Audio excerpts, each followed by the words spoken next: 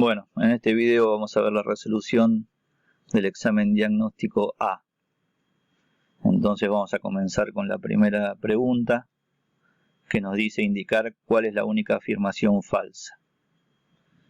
La única afirmación falsa es la que marqué en rojo, que dice que el sentido de la fuerza ejercida por nuestro cuerpo sobre el planeta Tierra es hacia el centro de la Tierra. Eso es falso. Vamos a ver un esquema. Supongamos que nosotros estamos representados por el rectángulo marrón. Entonces la Tierra ejerce una fuerza sobre nosotros que está representada por el vector rojo. Entonces nosotros vamos a ejercer una fuerza sobre la Tierra que va a estar representada por el vector negro. Y ese vector no apunta hacia el centro de la Tierra, sino que justamente apunta en sentido opuesto. Por eso esa afirmación es falsa. Bueno, vamos a ver la siguiente pregunta. En este caso nos dicen que sobre un cuerpo de masa 5 kilogramos actúan tres fuerzas, que son las fuerzas representadas por el vector A, el B y el T. Y nos piden hallar las componentes de la aceleración del cuerpo. Entonces, para hacer eso, vamos a escribir las tres fuerzas en sus componentes cartesianas. Para eso podemos utilizar el método 1 o el método 2. Yo en este caso utilicé el método 2. Cada uno utiliza el método que le resulte más sencillo. Entonces, la fuerza A, escrita en componentes, nos va a quedar de esa manera. El módulo de la fuerza por el coseno de 60 grados, la componente X, y el módulo de la fuerza por el seno de 60 grados, la componente Y.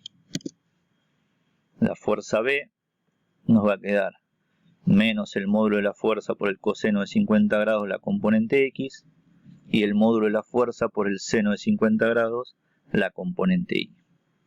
Si hubiéramos utilizado el método 1, hubiéramos tenido que encontrar el ángulo que estoy marcando ahora. Ese ángulo va a ser 180 grados menos 50 grados, que da 130 grados. Y para la fuerza T nos va a quedar la componente X menos el módulo de la fuerza por el coseno de 80 grados y menos el módulo de la fuerza por el seno de 80 grados, sus componentes. Nuevamente, si hubiéramos utilizado el método 1, hubiéramos tenido que encontrar el ángulo que estoy marcando ahora. Ese ángulo sería 180 grados más 80 grados, que nos da 260 grados. Bueno, una vez que tenemos cada una de las fuerzas escritas en sus componentes, no importa si utilizamos el método 1 o el método 2, si hacemos las cuentas, nos deberían dar estos resultados. La fuerza A va a ser 3 newtons la componente X y 5,2 newtons la componente Y. La fuerza B, menos 4,5 newtons la componente X y 5,36 newtons la componente Y. Y la fuerza T, menos 1,56 newtons la componente X y menos 8,86 newtons la componente Y. Entonces, ahora vamos a calcular la fuerza neta. Para calcular la fuerza neta, hay que calcular la suma de las fuerzas sumando componente a componente.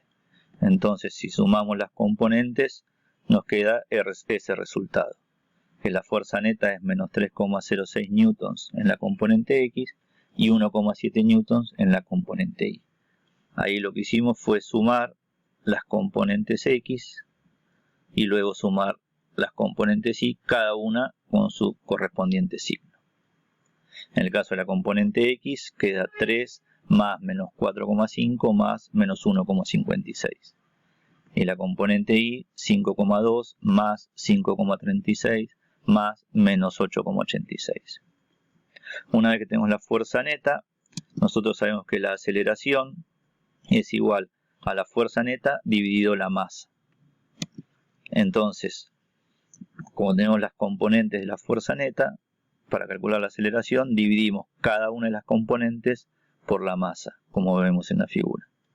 Si hacemos esa cuenta, nos queda el vector aceleración escrito en sus componentes. Entonces, la respuesta correcta es la que tengo marcada en rojo.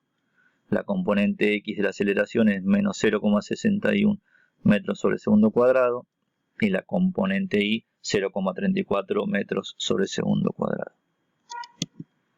Bueno, la pregunta 3 nos dice nuevamente indicar cuál es la única afirmación falsa. En este caso la única afirmación falsa es la que está marcada en rojo, que dice que si un cuerpo gira respecto a un eje fijo, la aceleración rotacional del cuerpo es directamente proporcional a la inercia rotacional del cuerpo respecto al eje de rotación.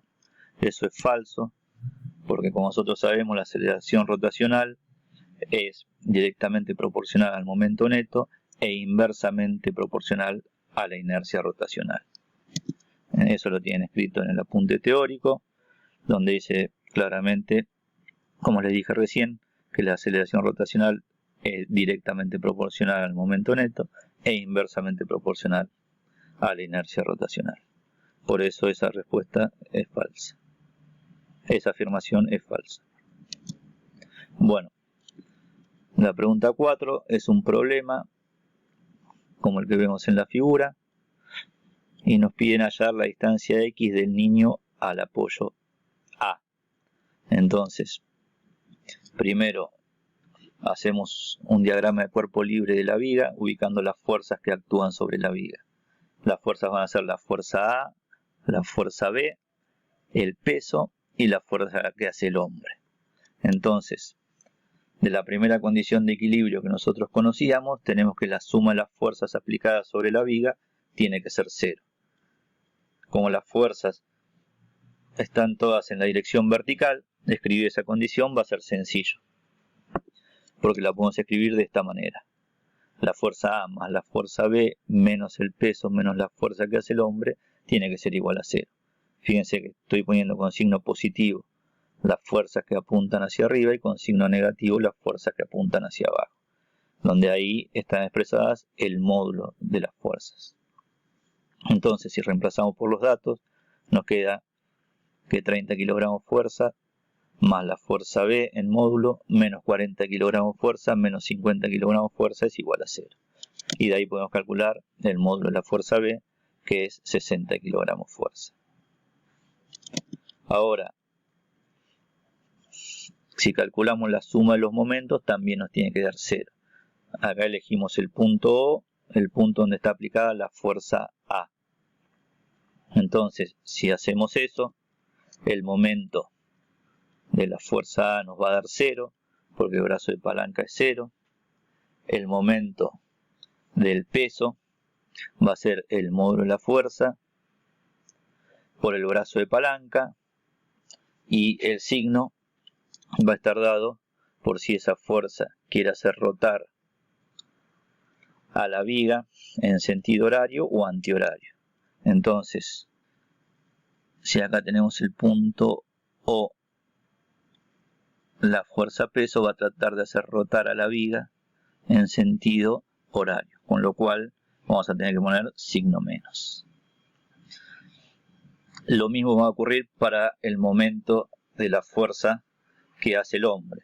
Podemos ver el mismo esquema. Va a ser el módulo de la fuerza por el brazo de palanca, que va a ser X, que es nuestra incógnita, y también va a llevar signo menos, porque esa fuerza también va a tratar de hacer rotar a la viga en sentido horario. Y por último, el momento de la fuerza B va a ser el módulo de la fuerza por el brazo de palanca, que es 10 metros, pero ahora con signo positivo, porque esa fuerza va a ser tratar de hacer rotar a la viga en sentido antihorario respecto del punto O. Una vez que tenemos escrito los 4 momentos, la suma de los momentos nos tiene que dar 0. Entonces nos queda esa ecuación. De esa ecuación la única incógnita es X. Entonces, si lo despejamos, nos queda 8 metros. Y esa es la respuesta correcta. Bueno, la siguiente pregunta nos dice que una persona sube un objeto cuyo peso es de 300 newtons, una altura de 6 metros. Nos dicen que si la potencia desarrollada es de 150 watts, ¿cuánto tiempo tarda en subirlo? Entonces, nosotros habíamos visto en la clase de energía, que el trabajo necesario para subir un objeto a una cierta altura era el peso del objeto por la altura. Entonces, si el objeto pesa 300 newtons, el trabajo que hay que realizar para subir el objeto es el módulo del peso por la altura. O sea, 300 newtons por 6 metros, y eso nos da 1800 joules. Ahora, nosotros sabemos que la potencia es el trabajo realizado dividido el intervalo de tiempo empleado. El intervalo de tiempo acá lo escribí como delta T.